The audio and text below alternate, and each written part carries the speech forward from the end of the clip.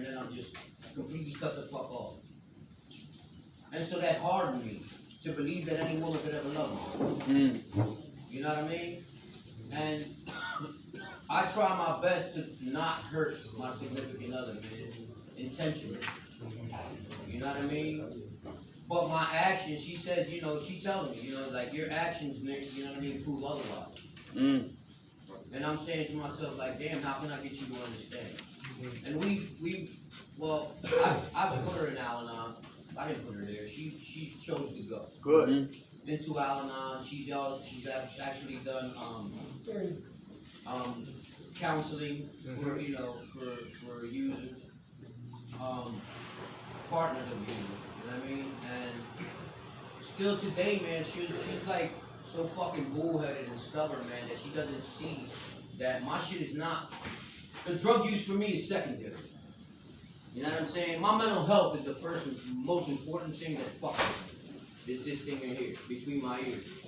You know what I mean? Once this shit goes awry, man, and I don't give a fuck. I act impulsively and just do what the fuck I want to do. And without regard of me hurting someone. You know what I'm saying? And that's not intentional. You know what I'm saying? I'm doing all this shit unintentionally. I mean, because I love the shit out of her because she's the only woman that has stuck by me, man. But again, she said that my actions prove otherwise. And I get lost there, bro. You know what I mean? That shit becomes a whole fucking ball of confusion. Nick, let me tell you this real quick. You just said something real important. You said she came from an alcoholic family and abuse and such and such. So have you. Yeah. Sometimes traumatic people find each other. You understand what I'm saying? Almost reliving their childhood in their present day relationships. You understand what I'm saying? That's why it's going to be imperative, because she could even be codependent. You understand what I'm saying? She could be codependent.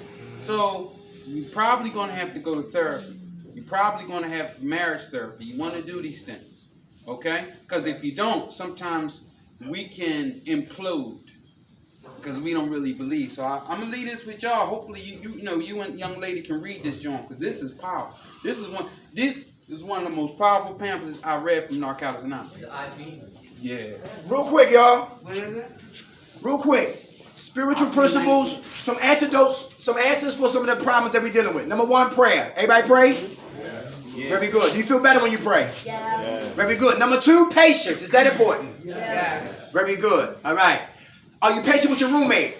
Yes. All right. Who snores? Hey, how about perseverance? I don't give a damn what happened. We don't get high or get drunk. Is that true? What? Is that true? Yeah. Very good. How about humility? Who's learning how to ask for help? Who's learning who's taking a trust, a risk on what? Being vulnerable. I'm trying. Very good. Real important, y'all. How about honesty? Who still want to get high? Regardless of what you hear, what's going on here, you still want to get high. You still want to do you when you leave. Okay. We got a Rick James in here? Right. I thank God that today I'm not thinking that. Okay. All I right. mean, I can't tell you about tomorrow, and yesterday I didn't feel that way. Right. So if I know that if I take the time out day after day to just stay in the fucking moment, then I'll be okay. All right. Okay. Or I will get better. Without a doubt. Come on. My issue is that I always go out and try to sell drugs. Then I get high. Anybody hear that? Yes. Right. I know that I can't do that. I'm scared as hell that it's going to kill me this time. That's right. And I never thought like that before. That's compromising, bargaining. Yeah. All right. Hey, how about faith? Who got faith that your life will get better? Who faith that you can recover this time? Very good. All right. How about this right here? How about listening? Is that important? Yes. I get upset sometimes when people are sharing, people are talking. Yes. You hear what I'm saying? And if it ain't 911 urgency, you know what I'm saying? Everybody should shut up. Yes. You know what I'm saying? And just listen.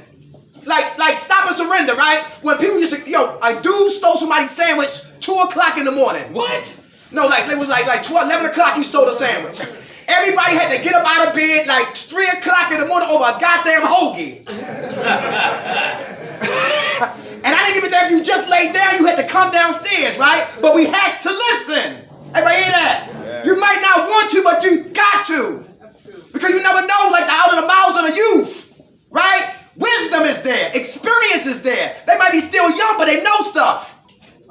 Right? So we got to listen. You might be a different color. I got to listen. You might be a woman. I got to listen. She might be a therapist. I'm a client. I got to listen.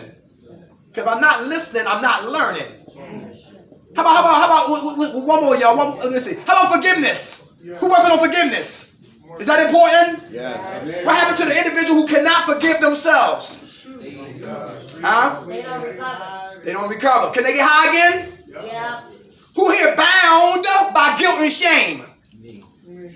Who can't get free? In the back, sis. In the back. Come on. What's your name? My name's Katie. I'm an addict. What's that, Katie? I just can't. My dad's an addict. I've used my dad. Like I just hold a lot of guilt and shame that I'm doing the exact same thing to my son that my dad did to me. And what was that? He like abandoned me, and then just come popping down. And Okay. you know, it was never good. And then when I became a teenager, you know, he buying me stuff because you know he was never around. Always made for myself when I was a kid. Always made sure you know I got this. Or when my mom started acting up, I called my dad and said, "You gotta get your ex-wife." Like. So you didn't want to be the same person your father was to you. Basically, I turned into that, but I'm trying not to. Got you. Okay. All right. How old is your child? I have a 5-year-old and a 9-year-old. Okay. All right. You still got time, right? Okay. How much time you got clean? On the 27th will be 30 days. Hey, all right. God bless. Your hand was up. Come on, brother. I'm Rob, I'm an addict. Hey, Rob. I hold a lot of guilt, shame, and resentment towards myself for not being around for my kids. I have 2 daughters.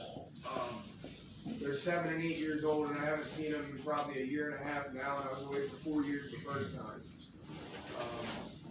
So I hold a lot against myself for that, but in this time going through this process, like I'm learning that if I can just get it out and talk about it and forgive myself, it's a lot easier to get through this process. And that's what I've been working on a lot, is trying to forgive myself. Very good. Like, I don't look in that mirror every morning and hate who I see anymore.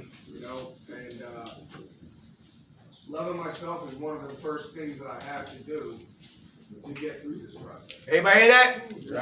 That was the next one I was going to talk about. The last one. Love. Agape love. And you know, that's really what I've been working on. It's just trying to forgive myself. Very good. Good food. Everybody good? Yeah, we love y'all. Eagles gonna win? Hell yeah! Oh, Dallas lost. Yeah. Hey, drugs is like a gun. Reservations are those bullets, and self-will always pulls that trigger called a relapse. Who woke us up? God. Grant us serenity to accept the things we cannot change, the courage to change the things we can, and the wisdom to know the difference. God's will, not ours, be done. Amen. Young man, let me holler at you. Thank you for sharing.